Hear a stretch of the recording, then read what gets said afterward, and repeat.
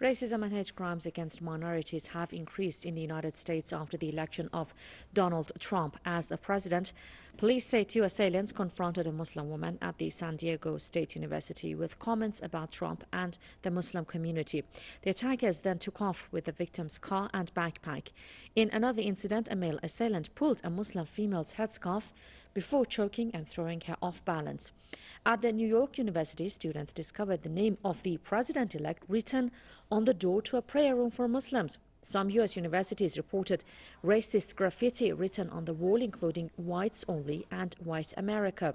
Some students at a Michigan middle school chanted "Build the Wall" in the cafeteria, referring to Trump's campaign pledge to build a wall on the Mexican border. Donald Trump has been criticized during the campaign season for his inflammatory language against Muslims and other minorities. For more on this story, we're joined by Paul Sheldon. Welcome to the Gilchrist Experience. Today's guest, Leroy Baylor. Brother Leroy. Indeed. What's Thank happening, you. man? Well, it's a couple of weeks ago, we were talking about how Trump wasn't going to make it, and come by, and we're going to be happy sorts. And now we see what he's doing as a result. The Muslim ban is in. And blacks are on. Where's that little, you see that little black boy over there? Oh, where are we, my brother? Brother. We can smile about it at least. Well, you have to laugh to keep from crying. That's what I my mean? mom would say. Amen. And that's part of our culture that lets us come out of a sad state. Yeah. And we always seem to have, whether it's our comedians or whether it's us in the barbershop or in the corner, we always find a way to laugh. Did you see Love and Happiness last night with President Obama? I did not see that. It was touching. They were saying, my brother, you did well, and don't, smile, please. Be happy. You did a good job. Yes. And we're going to take care of the cracker.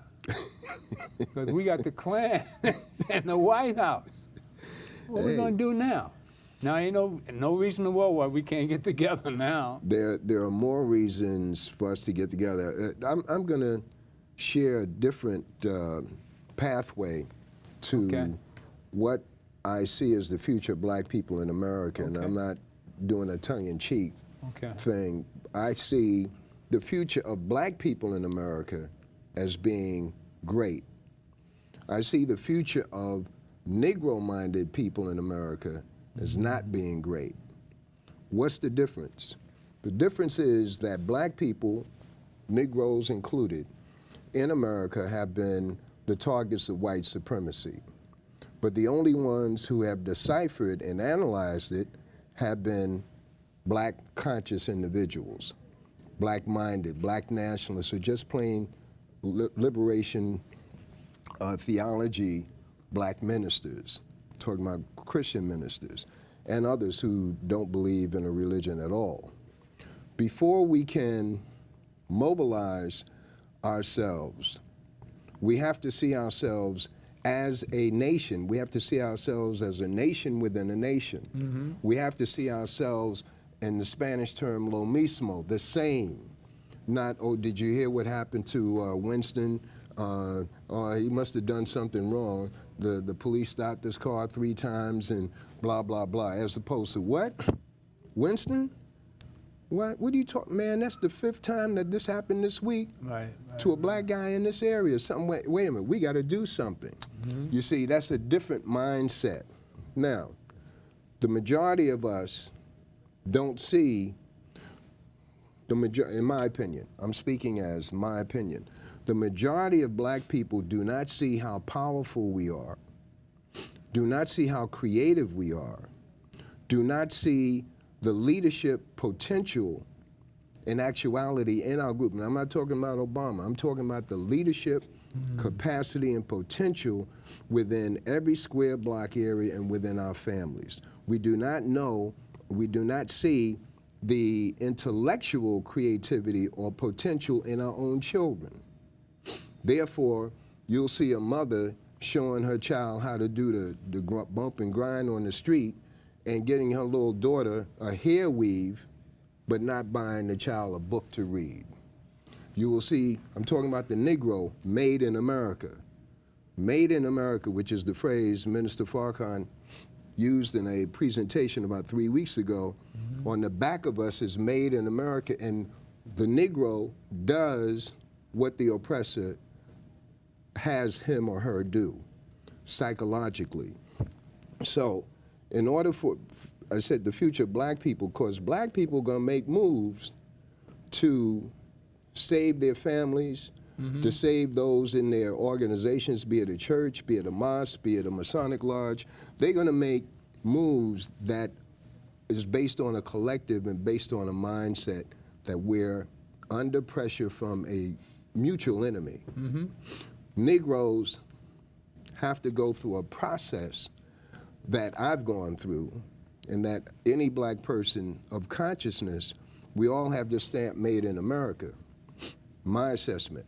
But what happens when we become more conscious, there's a series of steps, and I just wanted to offer this in conclusion at this point in our discussion, that one of my breakthroughs in terms of appreciating the beauty and the greatness of black people is this small book, From Superman to Man by J.A. Rogers, which I picked up from Michaud's From Superman to Man, a brilliant book, a brilliant book. You have a copy for me? No, see this book? This is hardcover. Yeah, it looks ancient. This is the original. In other words, when Michaud Bookstore, that's how you would find this book. Okay, you might get one on 125th Street from Dr. Felder. Dr. Felder has a book stand on the weekends. Dr. Felder has a book stand right in front of the old 125 Mart, the closed up 125 Mart across from the Apollo. From Superman to Man, I guarantee anyone who gets this book, From Superman to Man. Where can we find it now?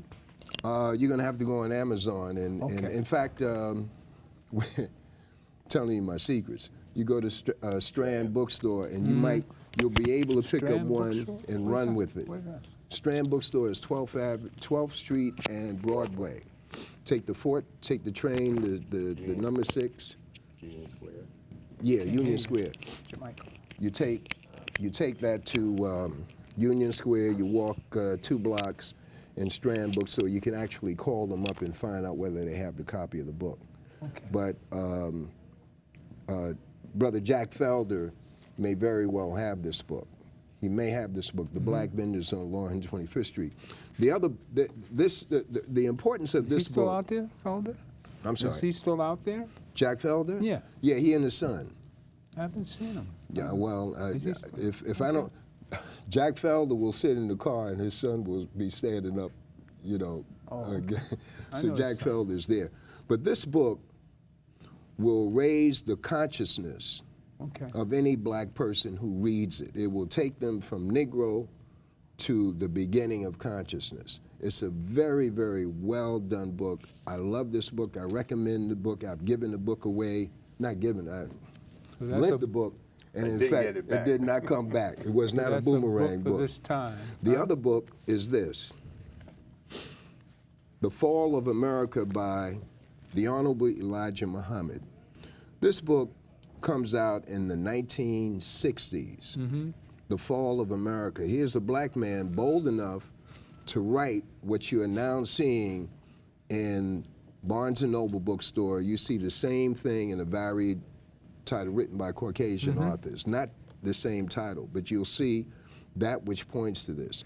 Now, I'm saying all that to say this, that we're looking at a house that's basically divided. And basically divided, they're fighting one another, and the African proverb is, when the elephant fights, the grass gets trampled. The grass is us if we stay in the way. As you said in the beginning of this program, we have all the reasons to begin to come together on grounds that we can come together on. We're not going to agree on everything, but we have no alternative at this particular point, especially the black nationalist concept of a nation within a nation automatically takes into consideration the value of our black children. Right. Okay. The Negro-minded says, I'm glad that Giuliani is in, pardon me. The Negro says, I'm glad that Giuliani is in because he's gonna get these Negroes off the street, they're yelling, they get on the train, they don't know how to be polite and stuff like that. This the Negro mind. The black mind says, wow, how can I reach these beautiful brothers and sisters so that they're not destroyed by the prison, by the public school or school to prison pipeline? How can I reach? That's what the nationalist says. Those of us of both consciousness now, I'll say to you, have you seen these rowdy kids on the subway these days? I ride the subways, and I think back on Coming down here today, I had to move. You ready to leave the car?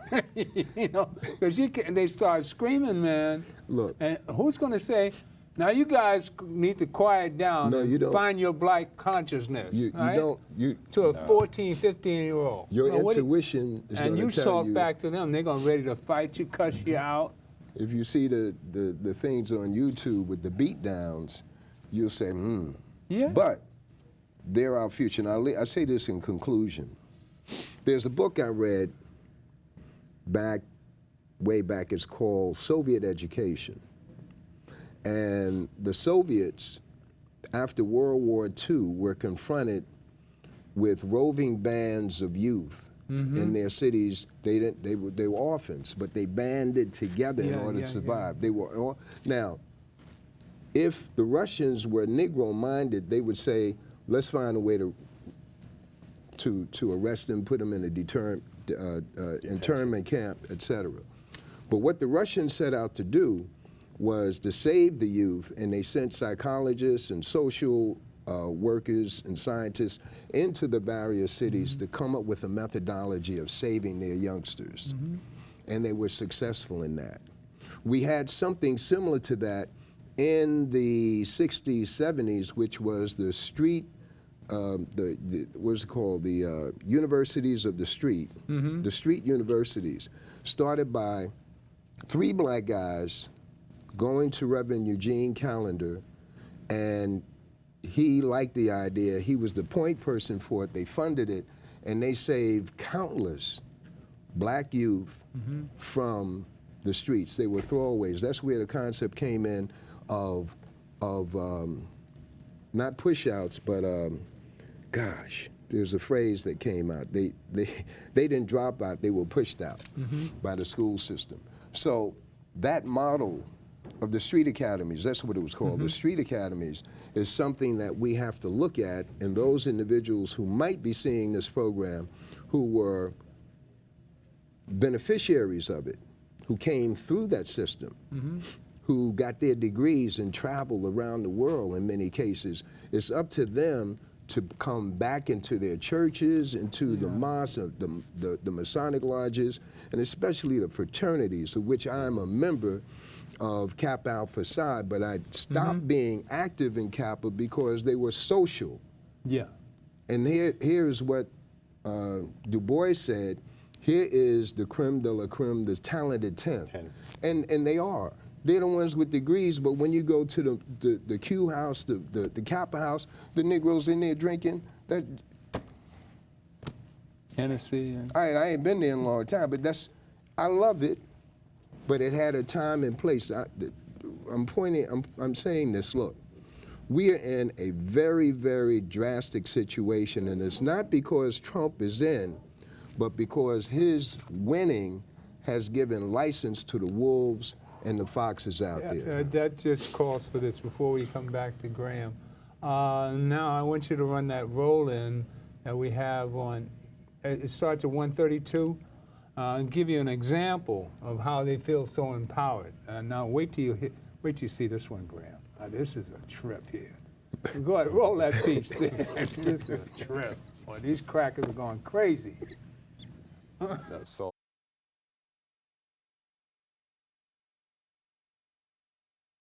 Trump supporter, and this is exactly the type of behavior that is emboldened by Donald Trump. Let's take a look. What's up, buddy? Oh, now I'm a buddy. Hey, Trump, all the way, Trump. I was Check a this nigger out. a minute ago. Hey, check it out. Now I'm a Hey, buddy. no, I got you. Because black lives don't matter. There ain't no proof. Just because you say something don't mean nothing. Wow.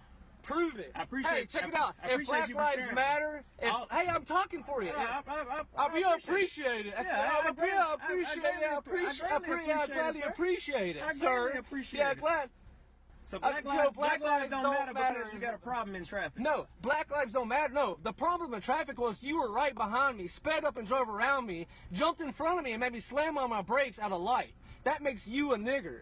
That proves, That's check what it out, makes people a that nigger. proves that black lives don't matter. Hey, no. If you have a side, if you have a subject, you tell me why black lives matter. Because people say so? You tell me why. How? You know what matter means? Is something that makes a difference. And let me tell you something. Hey, check it out. Martin Luther King. Black lives didn't matter. Black lives didn't matter when Hey, Martin Luther King died for a purpose. And you know what? You need to watch the very first episode of Boondocks because he walks around ashamed of the people with the flat bill hats like you and the people that can't even keep their pants up.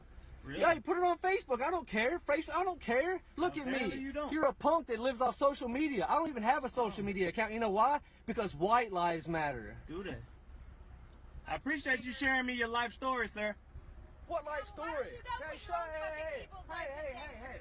Hey, let me handle this. Be a woman. Oof. What was my life history?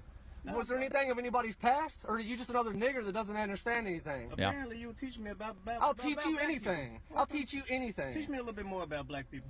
Black people were bought by a contract and we got ripped off because y'all should have got returned when there was evidence and proof that y'all couldn't do anything. So- because y'all live off welfare. What makes you- No. you keep Let me saying- answer your you keep question, on saying, nigger. y'all, what makes you think I'm a Nigger. black person? Because you look like and you drive like a nigger. That's why. So uncomfortable to watch. And hey, did you notice him saying to the woman in his car, hey, let me handle this, be a woman?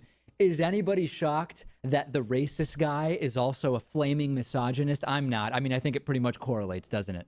Right. I mean, it's very disturbing to watch. Yeah. We should point out that, of course, this is not even close to the majority of Trump supporters. Sure. But the Republican Party has. Now, gentlemen, this is the state of Trump's America. Now, they have private meetings in the White House now with Boehner. He's got his they have red hoods in the Klan, don't they? Have the leaders of the Klan? I don't know. Anyway, I mean, they it's got no baseball joke. caps now. But you see this sucker now, in our day, he would have knocked his ass out, something. No, in the 60s, we wouldn't take this kind of crap. What are we doing now? Well, it just happened that that brother was that brother in that situation. Yeah, he was cool. It was not homeboy, what's a From good the hood. homeboy name? Shaw Dwayne. It wasn't Shaw Dwayne. Shaw Dwayne He's would lucky have he been got a short quiet enough. Negro, right? He got it. And the brothers wearing a bow tie too. I was looking, I said, wow, I said, let me figure this brother out. But I mean, not that a bow tie, nice, neat bow tie. And the brother's an intelligent brother. He gave us the benefit of that encounter. If it was somebody else, you see all kind of movement stuff, you wouldn't even see it. That is a teaching moment for our youngsters. Right. And that's what I believe that we should be about.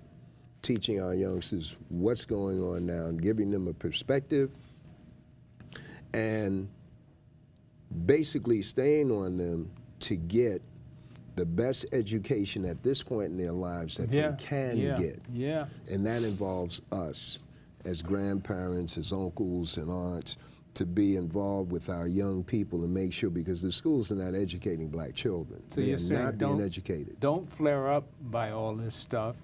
Be cool. Focus. Take Obama as an example and just be cool at all times.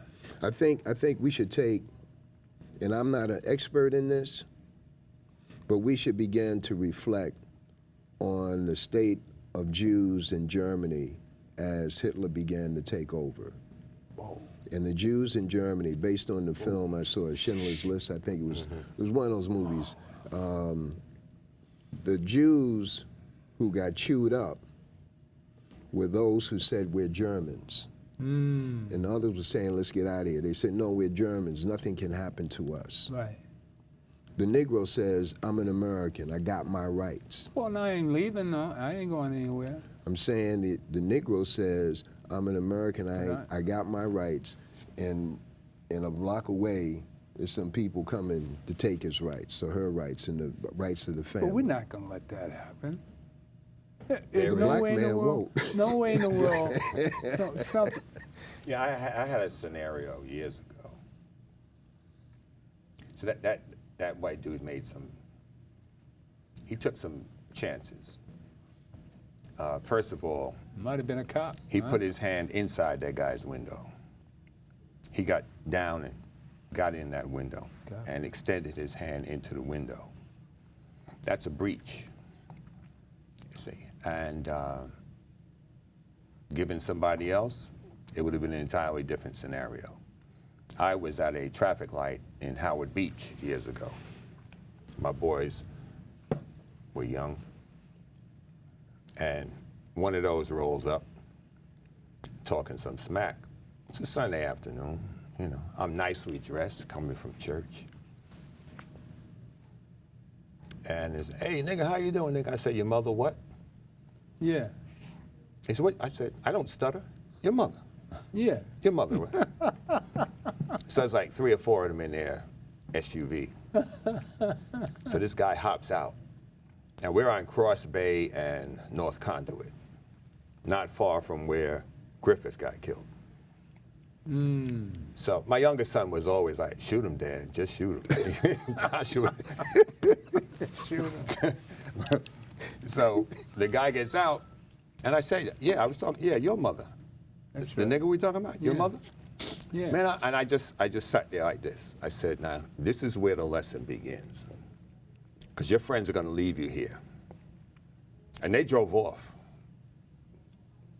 So I said, see, you're the one talking smack. I ain't got nothing to say. I cocked the hammer back. I got nothing to say to you or your mother. So now he's pleading, well, please. I said, no, I don't want to talk. See, you guys think that you can run around and mess with people.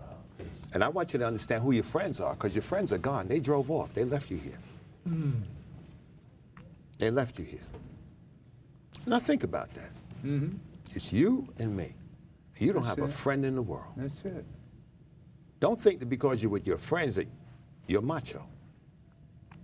I'm with my children, and understand a man will kill to protect his children. And killing you wouldn't faze me one way or the other. Matter of fact, my son told me to shoot you anyway. I said, now you walk your behind away from this car.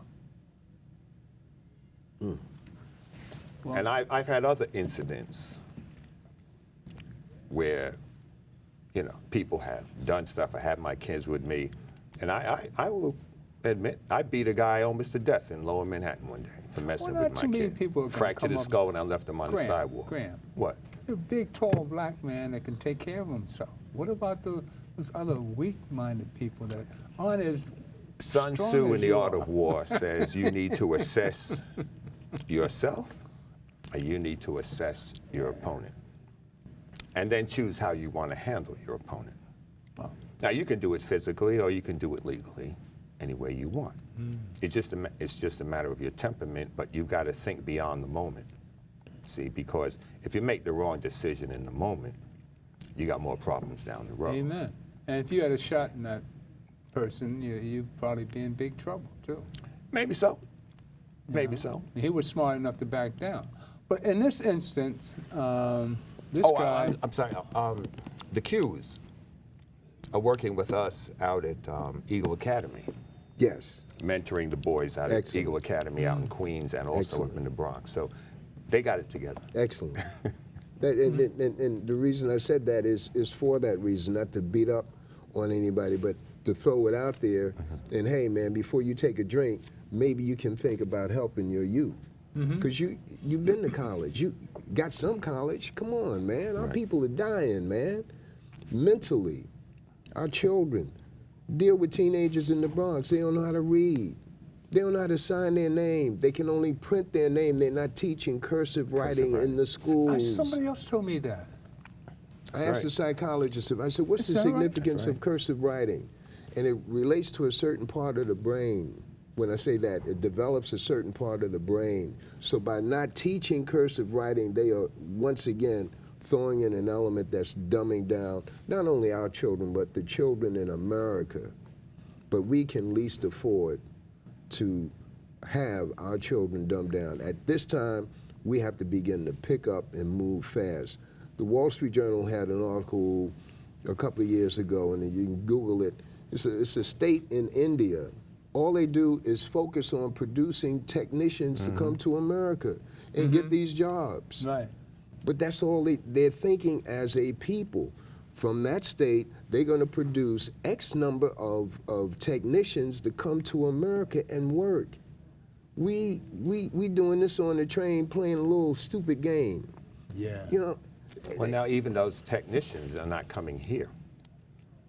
They're staying home, and they're doing the tech from India. And they have schools where they teach them to speak with the different accents from around the country. So, for instance, certain companies, if you call in about an issue or a complaint, they know where you're calling from, and they have a technician that will speak with that southern twang or the urban New Yorks. They can mimic all of the different accents around the country. I had to explain to a fellow years ago, right after 9/11, I said, you're failing to understand where your country has gone. They've left.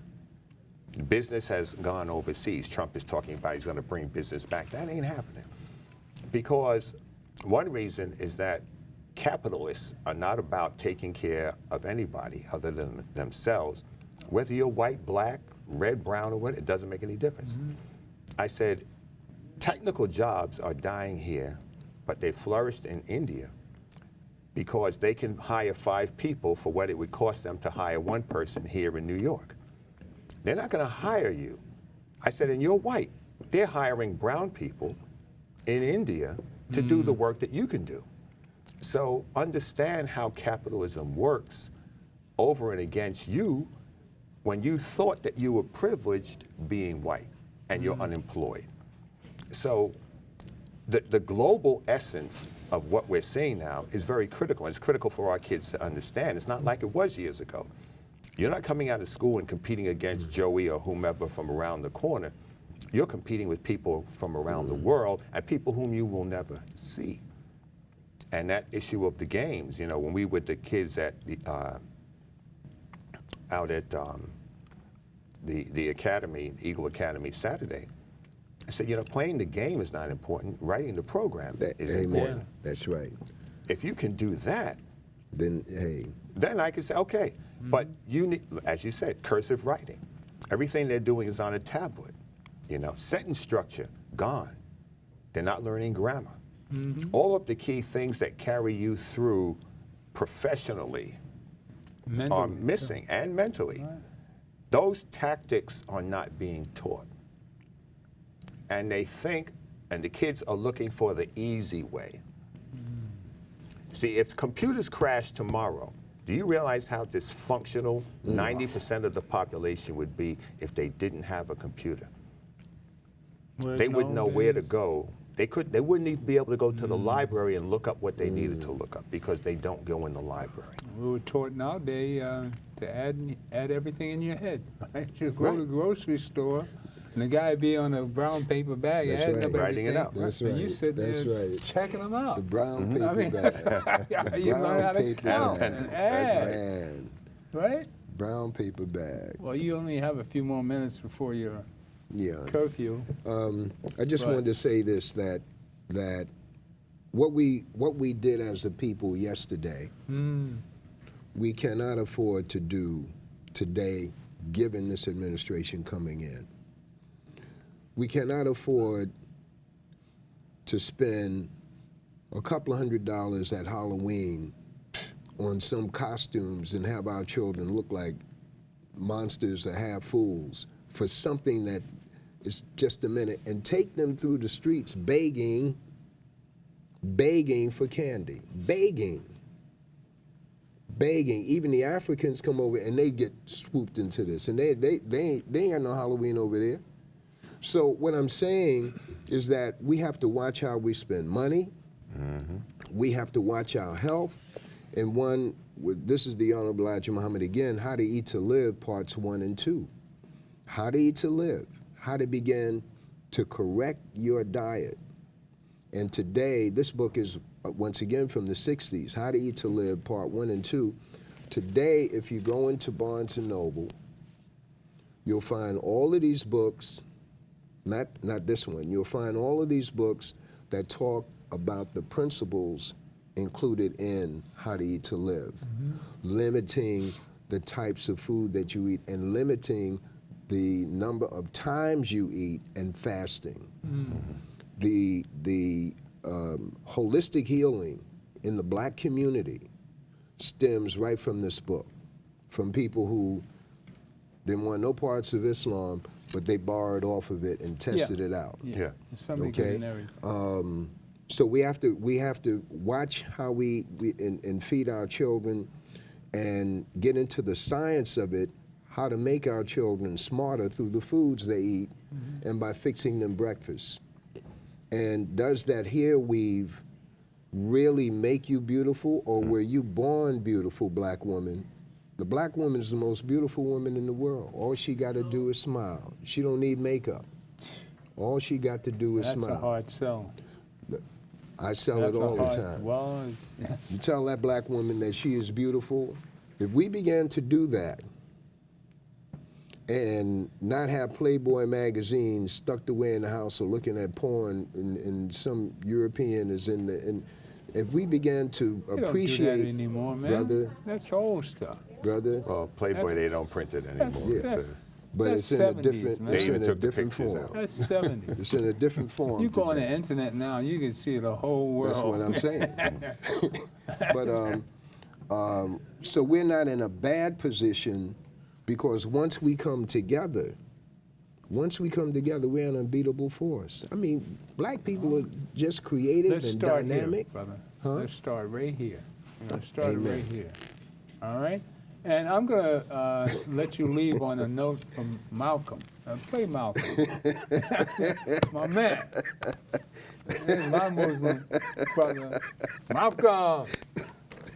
Well, I think that Senator Goldwater is going to shock a whole lot of people by putting up a better fight than most people expect him to, because white people in America, by and large, are becoming increasingly conservative and also very militantly against the fast pace that they think that our people are pressing them toward. So Goldwater stands a better chance than a whole lot of people think.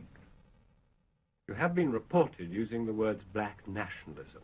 Do you really mean a separate Negro state in the United States? No, we don't mean a separate Negro state, but we do feel that in areas where our people live, our political philosophy of black nationalism with us only means that we should control the politics and the politicians in the community where we live. And economic philosophy of black nationalism only means that we should control the businesses and create employment opportunities for ourselves. And the social philosophy of black nationalism only means that we should do something to uplift the standard and the level of our own society and put it on par with others. How many followers do you have? We don't know. We feel that most black people in America who are dissatisfied are in strong sympathy with getting some action right now. And the only right now program, the only right now group in America is the Organization of Afro-American Unity. Yes, there probably will be a great deal of violence in the United States because white people in America think that blacks are pushing them too fast, and they are experiencing what they have begun to call the white backlash. But I think that the white backlash is going to produce a black backlash. We don't advocate violence, but our people have been the constant victims of brutality on the part of America's racists, and the government has found itself either unwilling or unable to do anything about it. So out of necessity, we've reached the point now where our people must form self-defense units with which we can defend ourselves against the southern racists like the Ku Klux Klan, the White Citizens Councils, and others. This really amounts to guerrilla war, doesn't it? Well, whenever you are up against a enemy that's more heavily armed than you and with superior arms, the only way to defeat him is with guerrilla warfare. And if the oppressed people in Asia and Africa and elsewhere have to resort to guerrilla warfare to protect themselves or to gain their freedom, I think that it is only a matter of intelligence to expect 22 million black people in America eventually to develop the same strategy and the same tactics. There's been great publicity given to the fact that heavyweight champion Cassius Clay is one of your followers. Do you think he's a sincere follower? Well, Cassius is following Elijah Muhammad, and I'm no longer a follower of Elijah Muhammad myself. I do believe that Cassius is sincere in what he has been doing. I was with him during the 9 days, I think, when he was training for the list and fight, and he seemed very sincere. Whether he has understanding to equal his sincerity is another thing. Why did you fall out with Elijah Muhammad? Well, some internal disagreements and differences that I would rather not go into, but I think that they will come out in public before long. These were personal differences? Well, for one thing, I believe in the religion of Islam, and I went to Mecca recently to get a better understanding of it, and I think that the black Muslim movement itself, if it doesn't adopt the Sunni practice of Islam, the Orthodox practice of Islam, that it will disintegrate and fall apart. Would you agree that you're on the lunatic fringe of the American Negro movement? Well, I think this, that America's whole situation is a lunatic fringe. Anytime you have a country that refers to itself as the free world and a democracy, and at the same time has 22 million of its citizens who aren't permitted citizenship, why, that in itself reflects lunacy, a collective lunacy on the part of Uncle Sam. And you almost have to be insane to deal with an insane man or an insane situation. Well, I think that Senator Goldwater is going to shock a whole lot of people by putting up a better fight than most people expect him to, because white people in America, by and large, are becoming increasingly conservative and also very militantly against the... Sound familiar? Oh, absolutely. Absolutely. I'm sorry, I was in a trance. I was thinking about it. It's horrible. It's horrible. What comments do you... My comments to that are... Welcome to the show. Hi. Fellow Civil War. Thank you so much for Civil remembering that War. horrible name. No. In retrospect to what he's speaking about... Well, the whole concept of America being a lunatic society on the fringe. But we've lived through it for 400 years. And, yeah. And people have called us all sorts of names and said we were horrible, we didn't work. We worked for 300 years without any pay. Right. Exactly. You know, we still work without pay. We don't have equal opportunities. We never have. Right. You know, going to school doesn't guarantee you that. Trade doesn't guarantee you that. None of that. None of it. And I'm glad that now we know who the devil is at the door, because that lifted a whole veil that was there undercurrent. So maybe now, after the 60s, we thought we'd gotten that beaten. At least I did. Didn't happen. Right. Didn't happen. I lost a lot of friends, a lot of people who were murdered. Jamal Joseph, who got out of jail, was a friend of ours, who has made his life a miracle happening, you know, as a producer. But you think of all the people that we lost. There's a lot of people. And so are we going through it again? Is this our second chance to get it right? You said Negroes and blacks. My word is Negroids and blacks. Negroid. Anthropological term. Caucasoid. Whatever. Well, from a female standpoint, do you think the world was ready for a female president? I was. I wasn't that disturbed by her emails or her connections with Wall Street, because I saw the other side as being the bigger nightmare. My family comes from Atlantic City, so I know who he is. I know who he is. He's got 32 lawsuits against Local 54 that has never been resolved in 12 years. He hasn't paid any of those local carpenters or electricians from when he built the building to when he abandoned the buildings. Well, they're not his, because he's the head. Just a name. He's the name, but I'm telling you, there are people down there who know that animal. You know, I was talking to a friend today. His brother is at the Pentagon, and he said, this is going to be interesting, because his brother has sat in on the sessions when the president is briefed. He said, the day starts around 4 o'clock in the morning for the president, between 4 and 5. Right. He's briefed, and he's given 2 telephone book-size books Of data. of daily information to go through. That's every day coming in. The people that Trump has brought around him in his inner circle is an interesting, an eclectic group of individuals, if I can say. His son-in-law owns a sizable, and his son-in-law's family owns a sizable amount of real estate. They own, downtown Brooklyn, there is a building which the Jehovah's Witness had, the Watchtower building. Right, that's right, they do. He owns that. Yeah, that's right. Forgot about He that. owns right? tracts of Yeah. land on Flatbush Avenue Extension. He owns multiple buildings in Brooklyn Heights and through Brooklyn. His father and his uncle were partners up until a few years ago, and they had a big split when his uncle married a Gentile woman. And the father and he got into a real bad fight, and the company broke up. But the key thing was that a number of years ago, the U.S. Attorney General, not the Attorney General, but the Deputy Attorney General in New Jersey, prosecuted his father. Right. And Chris his father, Christie. Christie, Under Christie, prosecuted yeah. his That's what father. it is. Right. And that's why Christie is out of the mix at this point, because of the fact that Christie gloated in prosecuting his father and stating, this is what we're going to do with rich people that think they're above the law in New Jersey.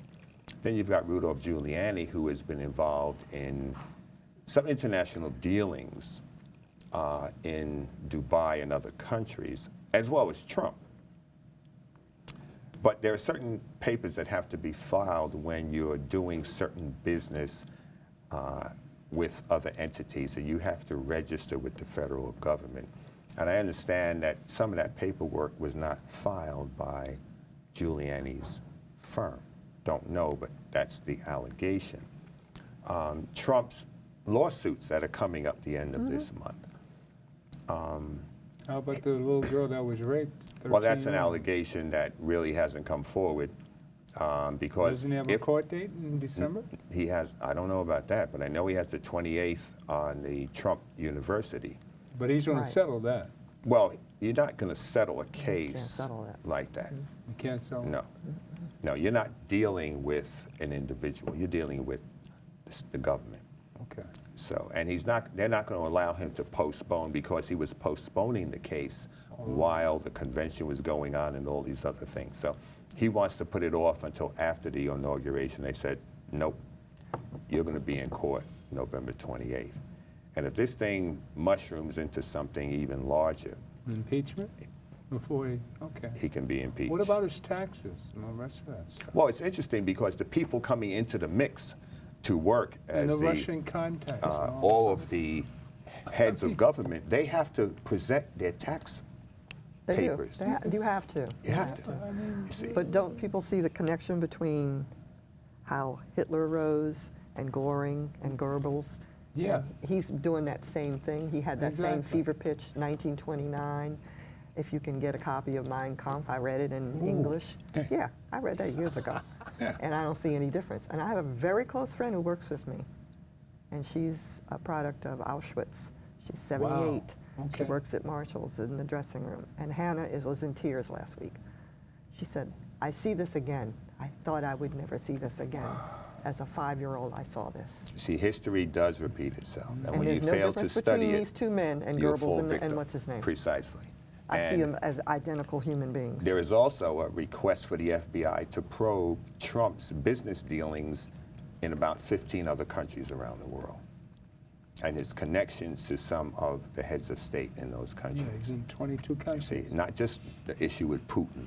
There are far more scenarios out treason. there. He owes China $950 million. Well, the thing is, if he does get impeached, then you're stuck with Pence. And there's a huge movement on Facebook, all the women, and I can attest, I've done it, have sent $20 or more to Planned Parenthood, and the certificate goes to Pence. So they raised the, yeah. He gets a certificate saying, thank you for your donation to Planned Parenthood. So women can be sneaky and devious, and so that's how they're doing it. They're saying, oh, hey, put that out there. I like it. It's not a horrible thing. They're just saying, hey, send some money. And he's going nuts. His mail is exploding, email and regular mail, because they send you this little certificate, same thing. He's about to have a heart attack. Now the next one's going to be to the Gay and Lesbian Alliance. Wow. So you have to do it in those ways, because if you get rid of him, if Trump, let's say he gets impeached, you're going to have Pence. Now, and think about the Supreme Court judges that have to. That's the key. That's the scary That's the part most for me. important part. I would like to see Obama drop that guy in before he leaves. Say, hey. No, they'll never. The Congress is, you know, they're You not going can to do approve. it on an executive order? No. No, are you No. kidding? No, executive legislative. It's got to They be, would the have done person it has by to be now. approved by the They Congress. would have done it by now. Yeah. We're all going to feel the impact. Oh, Even in Harlem, you're going to feel it as real estate, too. Well, let's talk about a little bit about our complex. I mean, if you care to, we can discuss. No, our complex, before we- Esplanade Gardens, is being mishandled and mismanaged by a vendor, which is Prestige Management. They are on the outlook and on hunt to remove people such as the gentleman in Building 3 that grew up with my son, Tony. Grew up in there, was born in there, and now they're telling him, even though he has the correct affidavit of income statement as per required by HPD, our supervisory agency, he's got to go. He's got to go through an attorney to get an Article 78. I'm also having issues with them. They're doing the same thing to me on a holdover, calling it chronic non-payment. How many people do we have involved? They have 19 people in court today. And you have? I was in the Supreme Court court. Downstairs, Gutman and Mintz was handling 19 cases. And all of them, what they do is they post these things, and you know what they post. Mm-hmm. They post what people owe in each building on each floor, not the individual apartment, but the floor. Mm-hmm. And 90% of the time, 40 to 45% of that is erroneous. It's legal fees. It's not the actual maintenance owed. Right. And I don't say rent because we pay maintenance. Maintenance, right. Mm-hmm. It's how you feel about yourself. I pay maintenance towards a collective amount of money that gets to pay It's maintenance a co-op. men, Right. It's a co-op. security. Yeah, I'm familiar and with the- yeah. with the So, structure. but most people aren't. I've had a woman come to me and say, "Is this a co-op or a rental?" We just moved in. Who is handling the legal matters for the tenants? There's no one for the tenants. The tenants, the attorney. For the shareholders who are in court right now. You said there were. Different people have their own attorneys. The attorney for the board, for the development is two different people. One of them is a friend of a board member, and the other attorney is just a standard attorney that they've been using for a while, on and off, which has got Gutman and Mintz. The irony behind it is a gentleman put out a paper on this, and he said they are going different routes to get people out because they want to sell the apartments for more. And here's the other part Scott Stringer told us at a meeting at Mitchell-Lama Residence. If you keep apartments vacant, like 30 or 40 apartments, warehousing, and then you move in these new people who have from the lottery, not from the waiting list. From the lottery, not? Yes. Then what you get is people who are not vested in the community. And I keep trying to tell people, which is probably why they hate me, I don't get in any squabbles with people. I don't stand on the street corner. I don't call. I don't riot. I don't do any of that crap. But I've told many people, this development is unique because when I was growing up, I watched them build it. And I told my mother, that's where we're going to move because we have to move. She said, I'm never leaving Sugar Hill. I said, oh, yeah, you are. I went to the meeting with Eddie O.J. Eddie O.J. and the Swinging Soiree. And he said, do you want washers and dryers or do you want a pool? And when everybody in that meeting said pool, because I couldn't vote at the time, I was 17, I said, oh, please say pool, please say pool. That was the uniqueness of us. We're the only development like that. We sit near the water. Do you know that management, Prestige, and some more board members, not all, are trying to sell that waterfront property that aligns past building 5 and 6? You are a Mitchell-Lama Yeah, I know. development, and that comes under the Federal, state, and city. We're all three. Right. In Brooklyn, our church is right by the Gateway Park and the. That's what we're supposed to be part of. And the development, Starrett City, the largest Mitchell Armor development in the country. And they were looking to say, well, they couldn't maintain it, this and that and the other. But they got it settled out because a lot of people from my church, a few thousand people from my church live in Starrett City. But what's happening here, and this is another thing that a lot of management groups are doing, even with people with Section 8, they're buying up buildings and then giving people a 30-day notice that they have to leave. Ladies and gentlemen, be aware of the fact there are people coming into your community, buying the buildings, handing you papers from a lawyer and telling you you have to move. And you it's have a illegal. Can't do it. It's illegal. No way, all right? You do not have to move. And they're also focusing on Section 8 tenants to get them out so that they can redo the building and increase the rents. Now, by upgrading the building, they can raise the rent, but under the DHCR, you can only raise it a certain percentage. Looking at the money that was spent to upgrade the apartment, then you can add on a certain portion of that renovation cost into the rent. This whole thing with Trump and these high-priced developers, they're pushing the poor out of New York. Did you know that they're not giving leases to the people who live on the right-hand side? I know this woman, her name is Sonia Serrano. She'd be glad I said this because she's got to move. They're not giving leases past December 2017 to any of the people in the Harlem River houses. Because of the view. And they're asking, well, what are you going to do with us? Why can't we have our leases like we always did? What can we do to... The federal government, housing... We're in the same boat in Esplanade. We need to fight with them. Somebody said to me, I'm not in NYCHA. I said, that's not NYCHA, first of all. How do we fight this? My uncle helped How do we build that. fight this? How do we fight this as a group? What is the reason for have a mass not... meeting right next door in the school and talk about this this encroachment, sneaky stuff, because when we're asleep and thinking everything's cool, they're meeting at 1 o'clock in the morning. I learned that from the BPP party. Who is the congressperson? You've talked to him. Esplanade. Okay. Got to get him in the group because you got to get him. There you go. And you need to put him on notice. Yeah. Need to put them on notice. See, people were angry at my development, and I can tell you honestly, we vote high, right? I mean, we really vote in high numbers, big numbers. Everybody wrote in somebody's name instead of him. Well, they voted for someone else on the group. They were angry. They were angry because I knew what was going on. I said this, and I'm not going to pat myself on the back, but I told the person who was running for Congress, whose mother lives down the hall from me, Keith, I said, they tried to hit up at Wrangell 4 years ago. Pay attention to who's running against you. That young lady and the other guy, they disappeared after the election was over. They're not interested in Harlem anymore. So my opinion only, I'm old enough to notice this stuff. Somebody paid him, they split the vote, he got in, they'll come out, and they'll get rid of him. And that'll be case closed because the not to be racist, but the white guy that was standing on Humphrey Fifth Street 2 weeks ago in front of whatever that store is that used to be Pathmark, said to me, Foodtown, he said, you look like an intelligent woman. I said, you don't know me. Why? He said, oh, I'm going to try for the 13th district. I'm going to do it. If I don't do it this time, we need Harlem different. I said, no, what we need is for you to disappear. See, I told you Wrangell was going to be the last black congressman in Harlem. I said that 4 years ago. That was like, I had a conversation with Cyril Ennis, and he and I talked about this.